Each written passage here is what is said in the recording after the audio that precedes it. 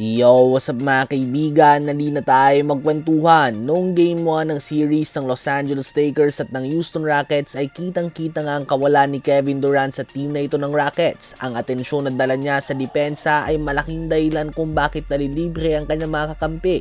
Noong Game 1 nga ay ang sakit sa mata panoorin ng opensa ng Rockets. Panay-ISO nga ito na walang patutunguhan.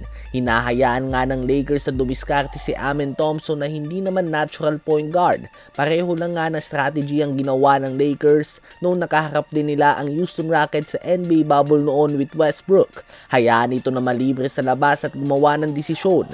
Si KD nga ay nanggigigil na maglaro at frustrated siya na hindi siya pinayagan ng Rockets medical staff noong Game 1 dahil sa 82 games nga ng regular season, 78 ditong nilaro niya. Subalit ngayon nga kung saan talagang napakahalaga ng mga game ay hindi siya makapaglaro dahil sa knee injury na naganap lamang sa ensayo na makabanggaan nga ng tuhod ang kanyang kakampi one day bago magumpisa ang playoffs. Nakita din nga si KD na nakikipag-trash talkan sa isang fan at nagpapakita ng frustration. Sa ngayon ay umaasa si Kevin Durant na papayagan na siya ng medical staff ng Houston Rockets na maglaro sa Game 2 bukas. Listed nga siya as game time decision subalit kumpiyansa ang Rockets na makakapaglaro na ito bukas. Ano ba masasabi niyo tungkol dito? Ang Cleveland Cavaliers naman mga kaibigan ay nilubog na nga ang Toronto Raptors sa 0-2 deficit matapos na mag-dominate ulit ni Donovan Mitchell at James Harden. Hindi nila pinalamang ang 5th seed Raptors sa buong game at tinalo nila ito sa score na 115-105. 30 points, 7 rebounds and 5 assists si Donovan Mitchell on 56% shooting sa field.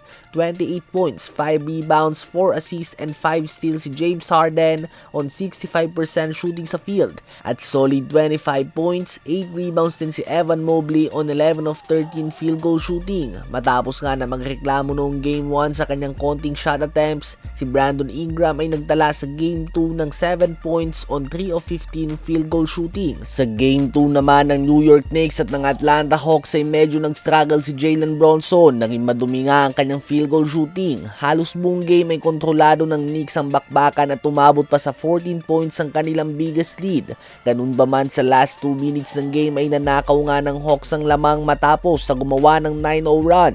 Magkakasunod na puntos nga ang ginawa ni CJ McCollum at pinatahimik niya ang maingay na crowd ng New York Knicks at tuluyan ng ninakaw ang panalo at tinabla ang series sa dikit na score na 107-106. 32.6 assists si CJ McCollum, 19 points si Jonathan Kuminga off the bench, 17 points, 8 rebounds si Jalen Johnson at 15 points, 8 rebounds naman si Onyeka Okongwu. Tabla na nga ang series na ito at 1 apiece mga kaibigan.